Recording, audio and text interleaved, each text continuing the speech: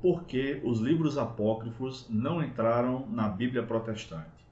Essa é uma pergunta comumente feita quando estamos estudando o assunto da doutrina da Bíblia, da Palavra de Deus, onde estudamos sobre a formação da Bíblia, entre outras coisas. Então, nos tempos do Novo Testamento, ali no primeiro século, outros livros, além dos 27 livros que foram escritos e que compõem o Novo Testamento, haviam sido escritos, livros até mais antigos que os livros do Novo Testamento. E alguns deles eram usados com leitura secreta, particular. É isso que a palavra apócrifa, ou apócrifo, significa.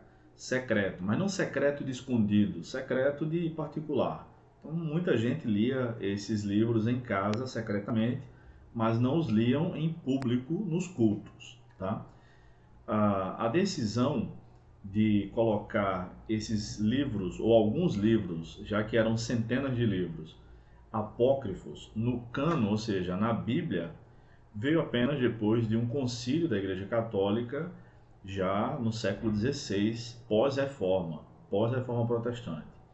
Mas, pela simples leitura desses livros que estão na Bíblia Católica e não na Bíblia Protestante, sabemos que o conteúdo que eles ensinam não é um conteúdo que foi inspirado por Deus. Eu vou ler para vocês alguns trechos aqui, poucos trechos. Por exemplo, em 1 Macabeus 14:41, você pode conferir essa referência, diz assim: os sacerdotes e os judeus resolveram, portanto, considerar Simão como governante e como sumo sacerdote para sempre, até que surgisse um profeta legítimo. Então, naqueles tempos, não havia um verdadeiro profeta enviado por Deus que anunciasse assim diz o Senhor.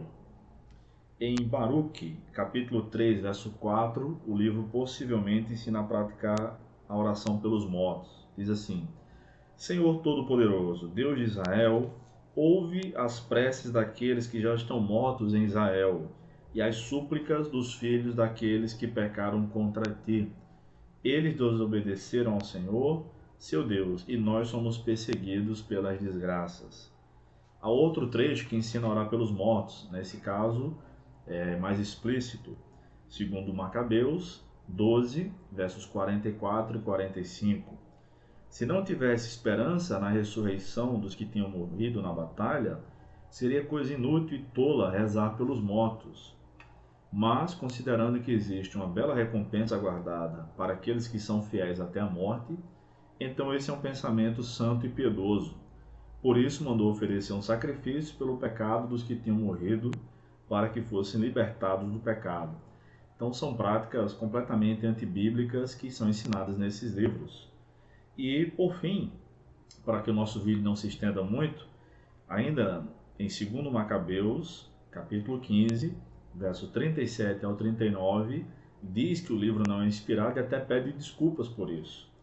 O autor diz o seguinte: assim terminou a história de Nicanor. A partir desse tempo, a cidade passou a ser governada pelos hebreus. Por isso, aqui encerro a minha narrativa. Se ficou boa e literariamente agradável, era o que eu queria. Se está fraca e medíocre, é o que fui capaz de fazer. É desagradável beber só vinho ou só água, ao passo que vinho misturado com água é agradável e gostoso. O mesmo acontece numa obra literária, onde o tempero do estilo é um prazer para o ouvido do leitor. E assim termina. Então, nenhum autor bíblico, nenhum profeta, nenhum apóstolo jamais pediu perdão por escrever algo, alguma das suas profecias, por escrever ou por anunciar algo. Essas são algumas das indicações, entre tantas outras, por que os livros apócrifos não fazem parte da Bíblia protestante. Se você quiser saber mais sobre esse assunto, encomende o seu livro, A Doutrina da Bíblia, que nós estaremos enviando para a gráfica na próxima semana. Ele é o 5º livro da coleção Teologia Sistemática Arminiana e tem um capítulo especial sobre os livros apócrifos e pseudepígrafos. Entre em contato. Deus abençoe e até mais.